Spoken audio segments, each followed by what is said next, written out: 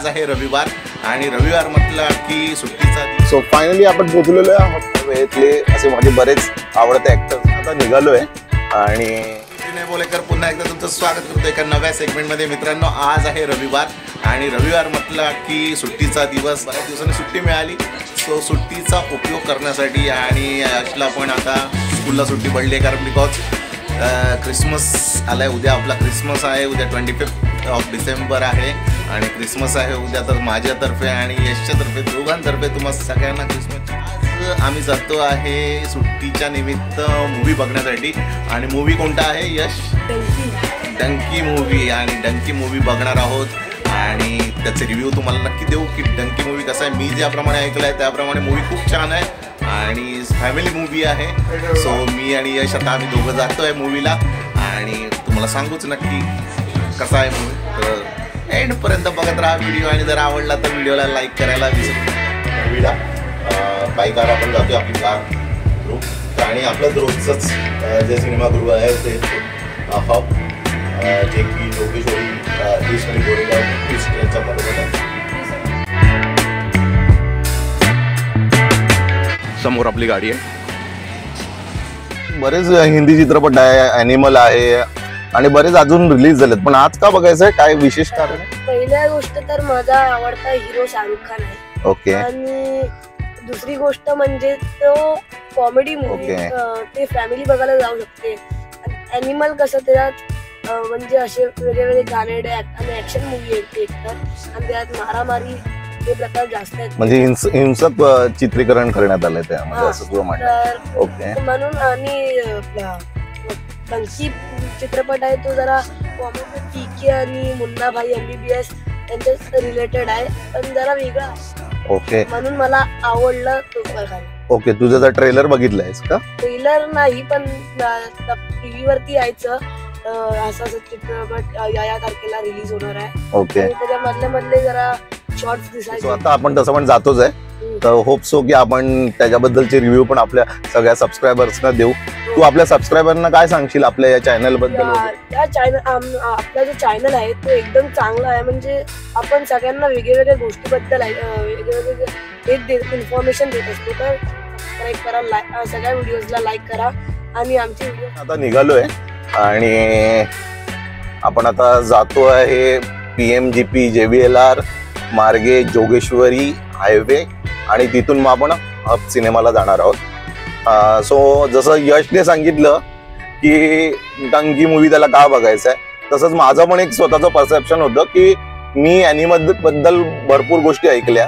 म्हणजे माझं स्वतःचं असं मत आहे की आता जे मूवी येतात आहे त्यामध्ये जे विलन असतात त्यांना हिरो म्हणून दाखवण्याची एक नवीन प्रथा सुरू झाली आहे आणि मे बी ते आजच्या नवीन जनरेशनला खूप आवडतंय.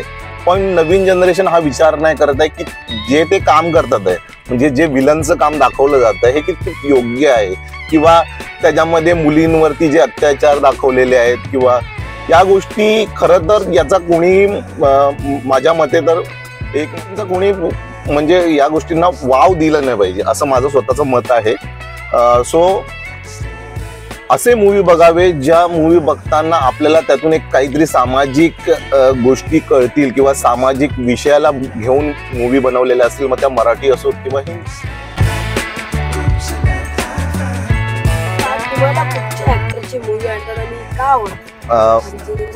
बघा तसं बघायला गेलं तर माझ्या वेळेतले असे माझे बरेच आवडते ऍक्टर्स होते.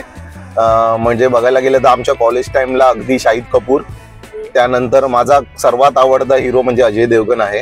अजय देवगणच्या बरोबरच अक्षय कुमारचे मूवीज सुद्धा पण मी खूप आवडीने बघतो. आणि सध्याच्या काळात बघायला गेलं तर रणबीर कपूर त्याचे पण मूवीज चांगले आहेत. रणवीर सिंगचे पण मूवीज चांगले असतात. पण माझं शेवटी एकच मत आहे, मूवी आपण जेव्हा बघतोय आपण 3 तासांसाठी जेव्हा सिनेमागृहात जातो, सिनेमागृहातून परत येताना आपण काहीतरी चांगल्या गोष्टी घेऊन आल्या पाहिजे किंवा चांगले विचार घेऊन आल्या पाहिजे किंवा चांगला एक सामाजिक संदेश त्याच्यापासून मिळाला पाहिजे तर त्या मूवीला बघण्याला अर्थ आहे. नाहीतर फक्त जाऊन टाइमपास करायचा आहे त्याला काय अर्थ नसतो. म्हणून मी सहसा असेच मूवी सिलेक्टेड मूवी बघतो. अन्यथा मी सहसा सगळ्याच मूवींना जात नाही. मी मराठी मूवी आवर्जून बघतो कारण मराठी मूवींमध्ये ज्या स्टोरीज असतात किंवा ज्या गोष्टी सांगितण्याचा जो एक प्रकार असतो, मग त्या नागराज मंजुळेच्या मूवीज असून देत किंवा इतर काही दिग्दर्शकांच्या, तर त्या मूवीमध्ये जो सामाजिक संदेश असतो तो एकदम क्लिअर असतो आणि एकदम सरळ मूवी असतो, जास्त काही त्यामध्ये मसाला नसतो आणि मला त्या मूवी बघायला खूप आवडते. त्यामुळे सो मित्रांनो, गाडी पार्क केलेली आहे. आता आपण इथे पार्किंगची सोय आहे थिएटरच्या बाजूला. सो गाडी पार्क केलेली आहे आणि आता आपण चालू आहे थिएटरच्या दिशेने. शो सुरू व्हायला 5 मिनिटं राहिली, त्यामुळे थोडी घाई, आपण लवकर निघूया.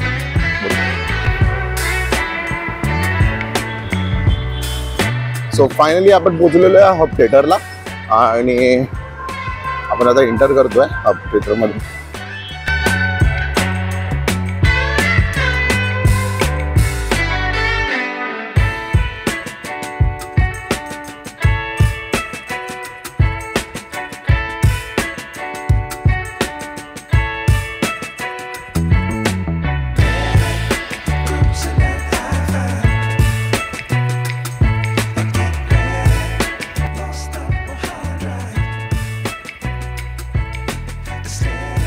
Finally we are moving to our home. आपली गाडी पार्किंग केली, तिकडे आपण आता जातोय आणि खूप मजा आली. Yash, how is the day, how the night, कशी गेली? मजा आली म्हणतोय तो. आज यशची मम्मी आमच्यासोबत नाही आहे बिकॉज ती अष्टविनायकला गेली. सो आम्ही दोघंच आलो होतो आज मूवीला. असं आम्ही कधी दोघं येत नाही, मोस्ट ऑफ आम्ही तिघेही येतो. सो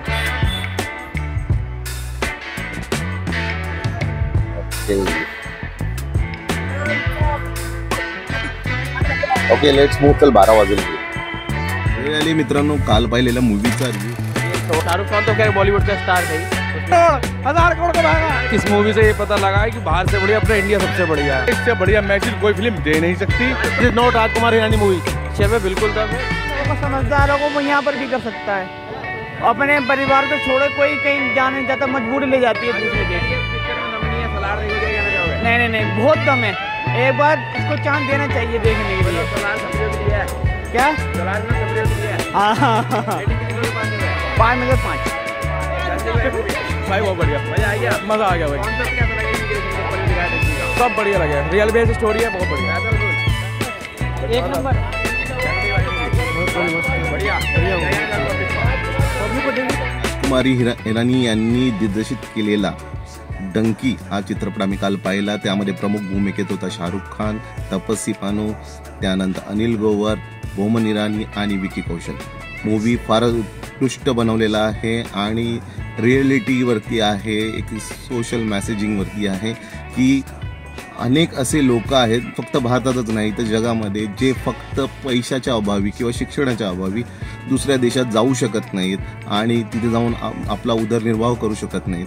तर एकूणच ही पूर्ण कथा या मूवीमध्ये मांडलेली आहे. उत्कृष्ट मूवी आहे. तुम्ही तुमच्या फॅमिलीसोबत जाऊन नक्की हा मूवी बघा.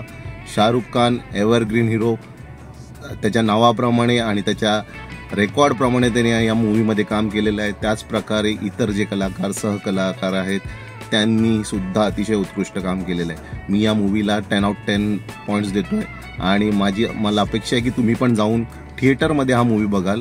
कोणीही कृपया हा मूवी मोबाईलवर बघू नका, कारण खूप चांगला मूवी आहे आणि त्याचा आनंद तुम्ही थिएटरमध्येच घेऊ शकता.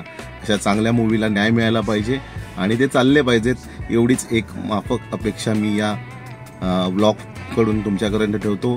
आणि असेच सुंदर ब्लॉग बघण्यासाठी माझ्या चॅनलला प्लीज सबस्क्राईब करा आणि हा जर ब्लॉग तुम्हाला आवडला असेल तर माझ्या ब्लॉगला लाईक करायला विसरू नका.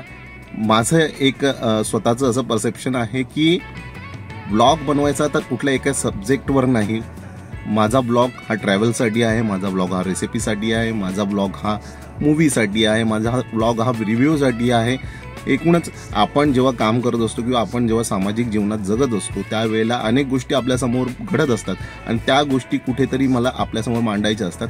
मला हे मान्य आहे की यूट्यूबचं अल्गोरिदम आहे की ते एका विशिष्ट सब्जेक्टला पकडून जर तुम्ही ब्लॉग बनवताय तर तुमचे सबस्क्रायबर्स त्या ह्याच्यामध्ये. पण माझं स्वतःचं मत असं आहे की माझं अल्गोरिदम हे माझे सबस्क्रायबर्स आहेत आणि जर ते खुश असतील माझ्या या कामापासून तर नक्कीच ते मला प्रेम देतील. तर असेच माझे ब्लॉग बघत राहा आणि जर आवडले तर नक्की लाईक करायला विसरू नका. धन्यवाद.